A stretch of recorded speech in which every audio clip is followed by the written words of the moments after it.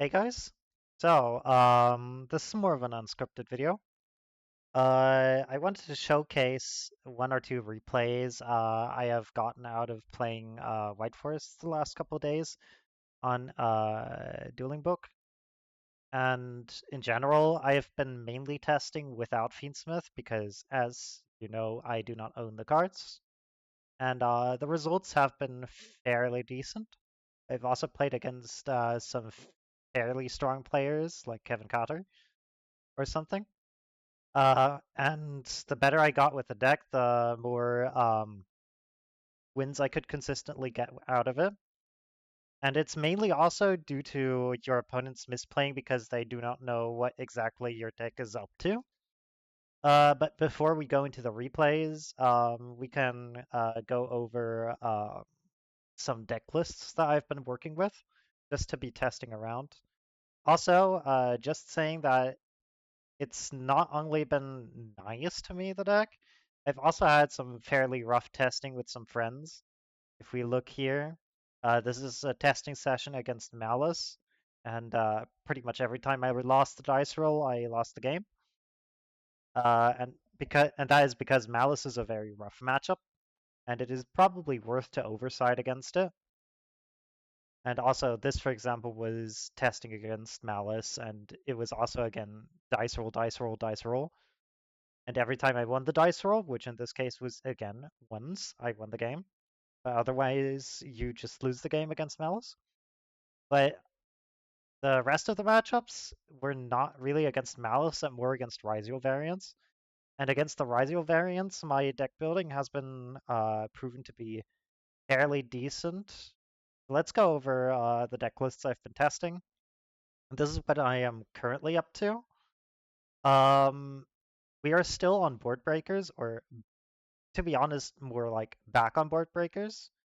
Mainly due to me just disliking how hand traps are playing right now in this format. Uh, the big thing about this deck is you cannot afford to discard more than one card before you start playing. And that is mainly because your cards cost a lot of resources.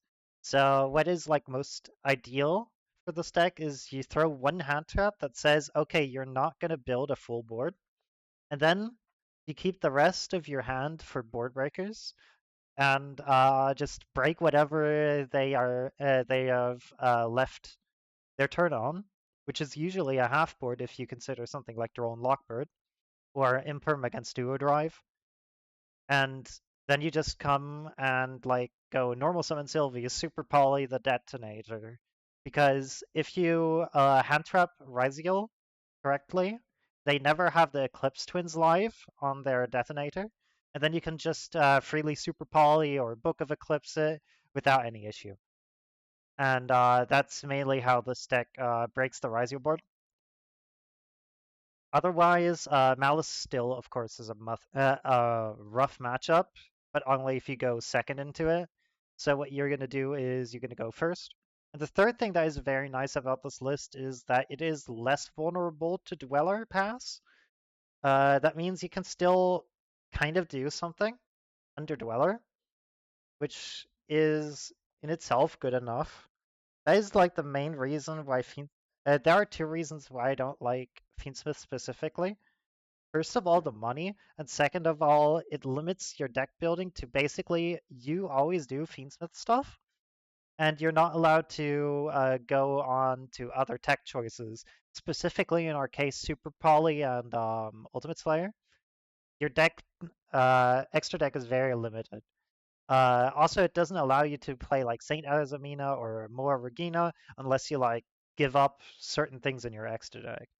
Like, if we go over the Fiendsmith list that I've been working on, um, our extra deck still very much hurts, and that is while cutting a lot of cards that you would really want to run in your Fiendsmith build.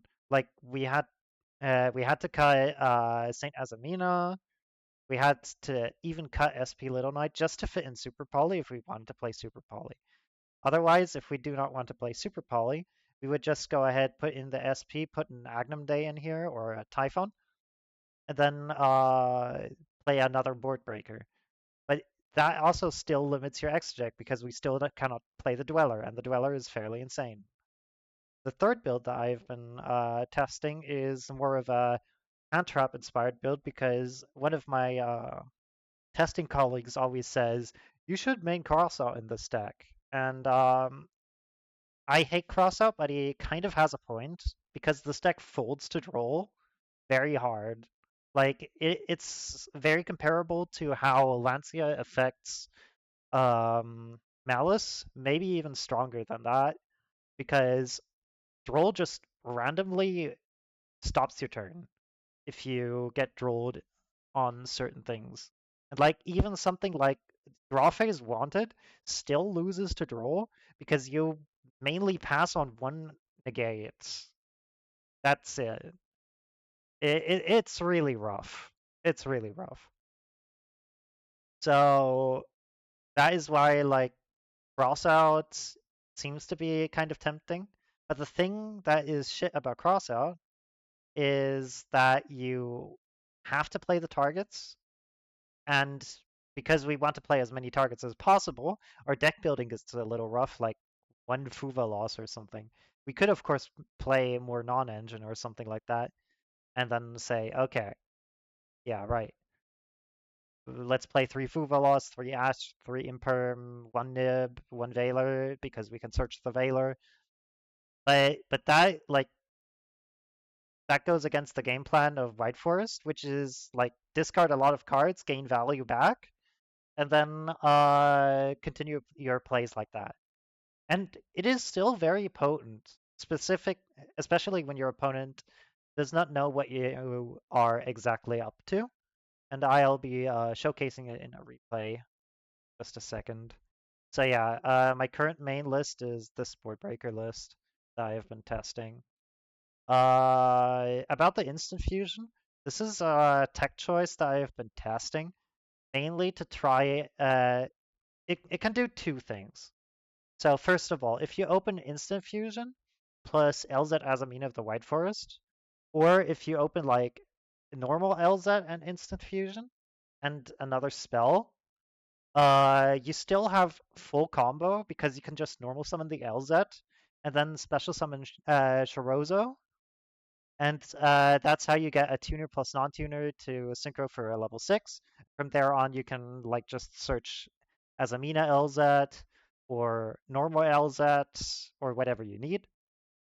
And the other application for instant fusion is that if you play against a deck with a lot of hand traps, they tend to play both Veiler and Imperm. And you can just instant fusion for a Mud Dragon, then make the Mud Dragon call light, and then play your entire White Forest line down, and your opponent has no counterplay to it. It's fairly nice. Um, and the third thing, it's also Impulse Bait, and Impulse is a card that can randomly hurt the stick very hard, and having Instant Fusion for that seems fairly nice. One thing that you can also do if you really want to commit the extra deck space is either cut the SP Little Knight or the Myriologic Aggregator, depending on if you want to still run Ultimate Slayer or not, to play Millennium Eyes Restrict. And the nice thing about Millennium Eyes Restrict is that it is a spellcaster, which means what you can do on your turn is instant fusion, summon Millennium Eyes, activate Tails, and whenever if they droll you, you just attach the droll to it and negate the droll. So it would be like a second called by for that. So just in case you want to like side deck the aggregator, it seems completely viable to just side deck one aggregator in this deck. So if we wanted to, we could actually adjust the side deck to be more like this and insert an aggregator and then go for 2 Chaos Hunters. And then like not play any going first non-engine at all except for Black Goat Laughs. And that seems like a fairly solid way to address the game. I minimized the deck so that it has 18 non-engine slots, which is fairly decent. And yeah, it's been fairly consistent at breaking boards. And some boards that this deck has broken are tougher than the usual ones that you'll see. And let's go over one of the replays. It's one of the replays that I had yesterday specifically, and it's versus Mermail. And if you know how Mermail interacts with you, you know it's fairly tough to beat the board. Like some people might say impossible, but as you see, if your opponent messes up and you play it correctly, it's not even impossible. It's just really rough. So I go here, activate Hollowed. He chains Impulse. So now I know that this is either Malice, or this is Mermail, or this is Fire King. That that's like the three things that I know here. So and also Impulse is out, which is fairly nice for me. So now I discard Super Poly for Elzet, and that eats an Ash Blossom. So all I have left now is to go for Wanted Pitch Elzet, or in this case, what I'm doing here is gambling, and what and specifically, I am activating Triple Tactics Thrust to set a Sinful Spoil Subversion. Why I'm setting specifically this card rather than like a Woes or something is mainly because I want to gamble myself to a board, and I have a lot of good top decks that would help me. So like worst case scenario, I draw Super Poly, and Super Poly is an interruption into any extra deck monster, which is fairly decent because we are going to summon Diabellstar and go get our plays off. The best case scenario is drawing any White Force monster that is not Elza, because then we can play really hard. And because of my gambling, I get rewarded here. So I shuffle back the Subversion, and I draw Tails. So now I am full gaming. So now I'm going to do Deception, search Elza Azamina. Tails for Sylvie, normal Sylvie, search Sinful Spoils of the White Forest. Special Elzet, Synchro 6 into Archiella, discarding Sinful Spoils to get myself a Woes and a Wanted. And then Sinful Spoils of White Forest will shuffle it, put itself in the spell trap zone. And then we're going to activate Hollowed. And in this situation, we play around Nib, kind of, because we have the two Sinful Spoils set up. So now we go here for Saint Azamina. Saint Azamina is going to then summon another Elzet, and this allows me to go into Diabell, and then Diabell is going to add back the Sinful Spoils of the White Forest. And the reason why I'm adding specifically that card and nothing else is because I want to insulate my next play, which is going to be putting both Saint and Diabellstar away for Shozoro. And then I'm going to special summon Sylvie from my graveyard to shuffle back Archiella and then special her and overlay for Dweller. Because I have like a 2 out of 3 chance that this Dweller is very impactful, and a 1 out of 3 chance that this Dweller could technically interrupt Druisworm. But because I did not get Bestialed, I'm under the assumption that I'm playing against either fire or water. So Dweller is going to be insane here. And as you see, I'm getting rewarded by playing against water. So now I just here activate Dweller in the draw phase or standby phase. And then as soon as he activates 1/1, I'm going to chain Wanted to add myself the Witch back. And he's going to go Neptibus, search Poseidra, then Poseidra special. I'm going to chain Diabell and to dump the Woes because the Woes is not going to be fast enough at interrupting. And now he's going to just bounce the Abyss Dweller. He could have also bounced Diabell or Silvera, technically. Actually, no. Oh yeah. No, he cannot bounce it to fizzle the effect because it comes in the same chain. So yeah, he's gonna bounce the Dweller. Honestly, he should have bounced the Diabell, but it's Mermail, so I can understand why they want to bounce Dweller. And then he's going to attempt to go for a Deep Seeking Coliconth play, but it's not going to work out because I still have Dweller up, and I have Sinful Spoils of the White Forest to go into Guardian Chimera, and then from there on get like a draw, follow up, everything what I want. So now comes the hard part. I'm playing against Mermail going second, and I opened one hand trap.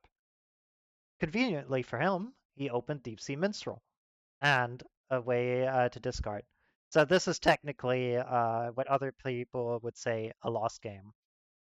Minstrel is going to rip the Ash Blossom, and the only reason I did not scoop here is because I saw Super Poly in my hand and a Sinful Spoils card in my hand. So what my gambling is here is when he goes for Moulin Glacier, is that I do not discard the Super Poly, and I do not discard, and that I keep one of the Sinful Spoils cards. Because Called By is not going to do much. So we're going to continue here.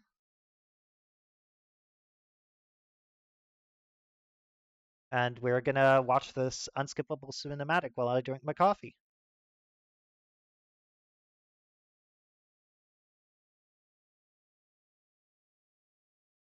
So now the Moulin Glacier rip happens, and he is going to rip both Deception and Called By, which for me is absolutely fine because in the end phase, I'm going to get my Ash Blossom back, which is going to be the discard for Super Poly. And the nice thing about Super Poly is that it hits this board fairly well. So he's now going for the first Toad. Now he's going for Abystrite.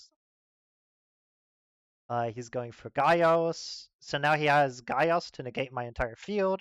He has Toad, and he's going to go for a second Toad and for Neptibus so that I cannot target his board. And then the Coliconth happens and gets himself another Bahamut Shark. Maybe it would have been correct to keep the Ash Blossom, but honestly, who knows? So what he's going to end on is Abyssalacia to discard heavy infantry, which he's going to get off of one of the effects here. He has two Toad negates, which gets him some add-backs. He has Neptibus to add an equip. He has Abyss Gaios to negate my entire field. And I am working with 4 cards in hand. So this also specifically showcases uh, how this deck needs like 4 cards to play. This is why you cannot really hand trap twice, because hand trapping twice would mean that you're starting with 4 cards, which is like the bare minimum to be able to play. If I would have had 5 cards, it would have been insane. So the gods blessed me with a Sylvie draw, and we will see what I'm going to do with it. So first of all, we're going to super poly the Toad and the Abyssgaios. My big fear was that he's going to summon the barrier statue. So if he, instead of summoning Gaios, summoned the barrier statue, I would have super polyed the barrier statue and the totally awesome, and not the totally awesome, but the Neptibus away into a Mud Dragon of the Swamp because Mud Dragon is a water. But as he has not done that, I am able to summon a Garura. And it is very important that I summon a Garura because I need more cards. So now he's going to trigger something. I wanted to normal summon Sylvie, but he was triggering and he gave me a chance to think about things. So now he's going to add draw 1 card. He's going to add heavy infantry, which he can discard at will with Alacia. And I'm going to go battle phase, crash the Garura, forget that I take 100 damage, and I'm going to draw 1 card. So sadly, I cannot OTK him. The next way how I can survive this turn and not get killed by him is Chaos Angel. So that's going to be my next goal. But he has the heavy infantry, so I need to bait this somehow. And the best way to bait it was given to me by the draw off of the Garura, another really lucky, fateful draw. So I'm going to search Tails, and keep the tails in hand for now. Or actually, no, I'm going to activate it, and it gets toaded. He honestly should have just toad negated the Sylvie, but I don't know why he didn't. Maybe he thought, like, maybe I drew an LZ and then I can play with the LZ. But honestly, if the Sylvie is there, you just toad negate it, and it ruins my day. But sometimes your opponent just misplays, and you can just win the game off of that. So, next thing, I'm going to activate Wanted, search the Bellstar, because Wanted is a really good bait for the heavy infantry due to Witch setting Deception, then activating Deception. So now I use the Wanted to shuffle back the Deception to gain access to it yet again off of the Diabell Star. So I'm going to be discarding Simple Spoils with the White Forest. Or actually, no, I'm going to discard the draw off of Wanted, which was another Wanted. And special summon the Diabell Star. And then I'm going to set the Deception. Activate Deception. And he's going to chain Alacia to pop the Deception. This is another heavy misplay because he should have known that I have Sinful Spells with the White Forest in my hand. So I'm going to add Hollowed, and then he is going to target the Deception. And now I just activate Hollowed Azamina, summon Muarchilago, and Muarchilago is going to search LZ Azamina of the White Forest, special summon LZ, summon Archiela. I'm going to add another Sinful Spoils card, which in this case is Subversion, because I don't have many targets anymore. And now I'm going to activate Hollowed to shuffle back and add. And then I'm going to activate Hollowed again to get the Omni Negate. And as my next play, I'm going to shuffle back the Archiela and then Synchro 10 into a Chaos Angel that is light and dark. So my win condition here is to survive a turn and use Hollowed Azamina and Deception to somehow get myself towards Saint Azamina and Saint Azamina OTK. Or I could just do a Chaos Angel beatdown. And I'm going to do something that might be questionable, but I did it because I was afraid that I might get OTK'd. So he's going to activate Triana, and I'm going to Azamina Ilia Sylvia negate the Trinia, which is maybe a little bit of a display here, but I don't know. Now he's gonna trigger the graveyard effect of Triana, and he's going to crash Alacia to get her second effect. And then here he accidentally cheats by summoning this toad. This toad is not able to be summoned, so I tell him off that it does not work here. So I tell him he has to summon something else, and he's going to summon an Eptebus instead.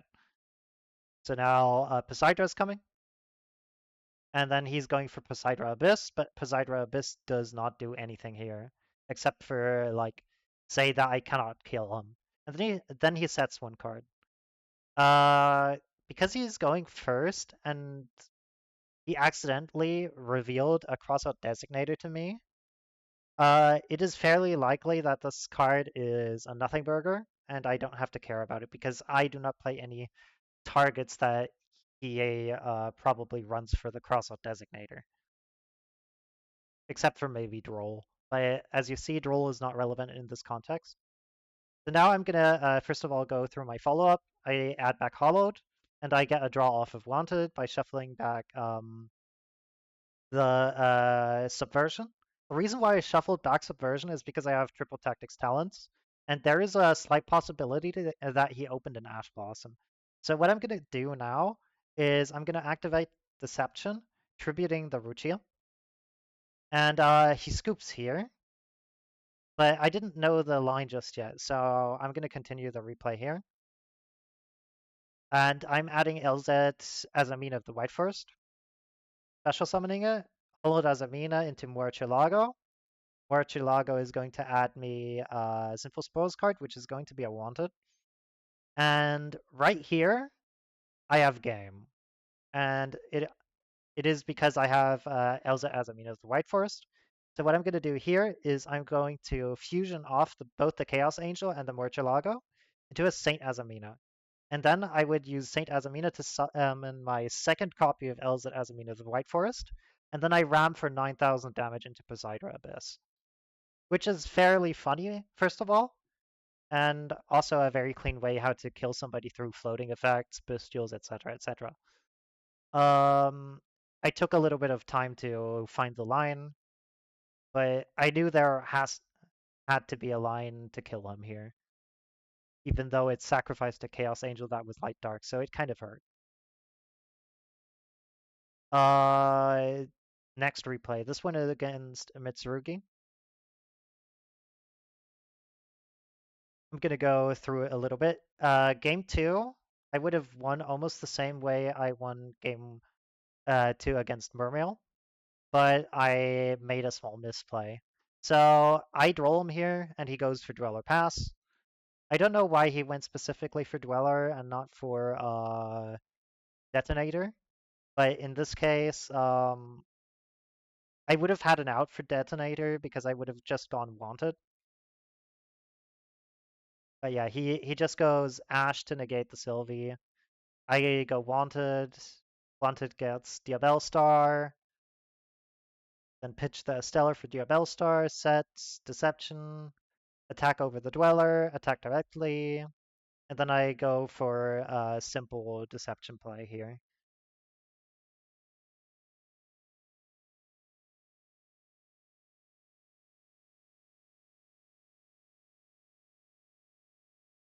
Here I grab Woe specifically because I want to now have access to the Silvera because I'm playing against Ryzeal. And Silvera is extremely good against Ryzeal.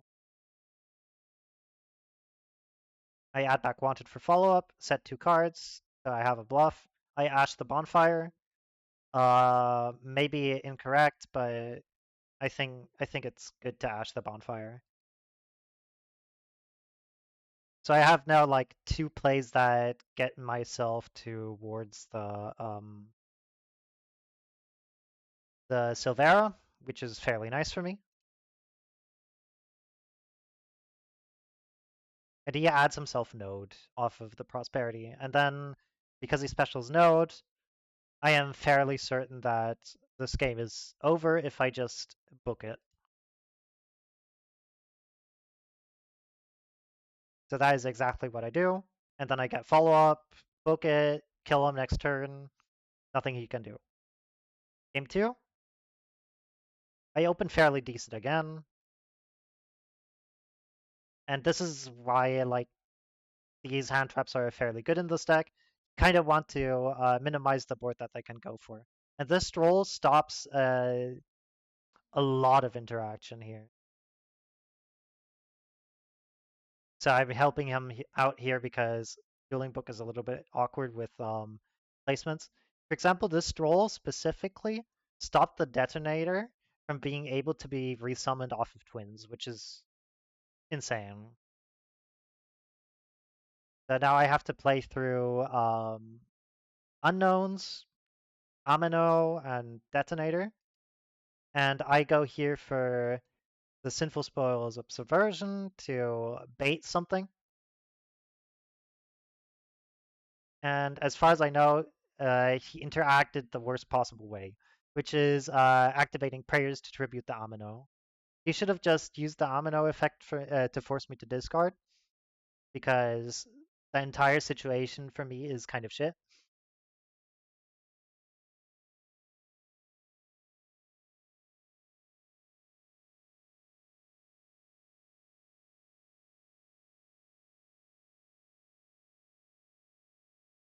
So here I pitch one of the super polys that I drew to go for LZ, and then LZ is going to search myself Silvera. And then I super poly away the Detonator into Mud Dragon of the Swamp, and Mud Dragon is going to call Light. So now I'm no longer afraid of impermanence, and I'm no longer afraid of anything else that could be targeting. And lucky enough, there was an impermanence that I'm playing around with this. So Tails Azamina LZ, Azamina LZ special, Synchro 6 into Silvera, then activate Deception, Deception get hollowed, hollowed activates, special Morcielago, and Morcielago gets negated by Imperm. Because this is the first card that can be actively negated by Imperm. Now I shuffle back, add back the hollowed, so I have a little bit of follow-up, and I asked him what he added off of the Kusanagi, and it was the prayers. Then I shuffle back the Silvera to go for a Chaos Angel play that is light dark. And I banish his Amino. And here I then set the Deception. And now it's basically a race against who can kill this Chaos Angel. So he goes Duo Drive, Detach, add Cross, add Ext. And basically, I'm here in a little bit of a pickle because he's going to get more resources than I am for the next couple of turns. And I always have to play around this Ryzeal cross, which is fairly annoying.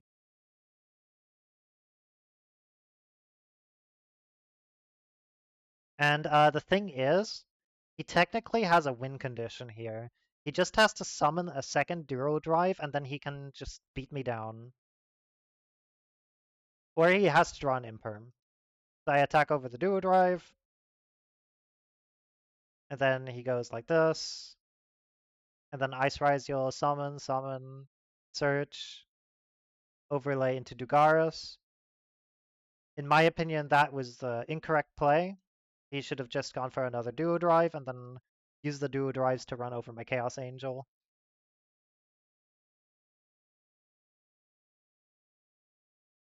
And yeah, then he goes for Dweller for some reason. This guy doesn't seem to be fairly good at the deck, but it still matters. And here is what kills me. I normal summon Droll in the expectation that I can Typhon over it, but Typhon needs the highest attack monster. So now he could just technically turn everything to attack and attack over this Droll because it's because of my Light Dark Chaos Angel. So yeah, I lose the game there. And now I again go first. And this is the hand trap build, by the way. So that's why you see Crossout Designator here. And in this case, Crossout comes in clutch and basically wins me the game. So I go hollowed for Mu Archielago. Archielago gets Azamina that, and I still have Sinful Spoils of the White Forest. Go Chorozo, and then I go with the entire Chorozo line down. So here I synchro, do Archilla, search Sylvie, search Wanted, then set back the Hollowed, and then he has to kind of nib here because I would summon the Omni Negate. And the crazy thing is because I have a second Sinful Spoils card, I just win the game here. So he nibs me, and then I summon Saint Azamina. Saint Azamina gets Moa. Moa summons Elzet back. I pop the Nibiru by using Wanted effect, and then Moa Regina, and Link 2. And from here on, I can do pretty much anything I want to. So in this case, I go for a fusion summon of Ilia Sylvia so that I get the Omni Negate anyways. And then here I go for Synchro 6 into the Archilla so that I have something to shuffle back for a Sylvie. And then I could, or I could also go for the Diabel summon, and from there on I'm pretty much gaming. And as follow-up, I always have this Stellar sitting. So now the Diabel comes, and yeah, I get the Woes at back, I get the Wanted, and then more Regina, and then whenever, so I have like an Omni Negate, Pop 2, and I have Book of Eclipse. So yeah, from there on I win the game. So, sorry about having this very long monologue here about how the games have been going. My ranked win rate has been fairly decent, as you see. I think it's like 19-3 ever since I figured out how the build should work. Like, from here on, I was starting to play a new build, and yeah, been fairly solid. Anyways, see ya, guys.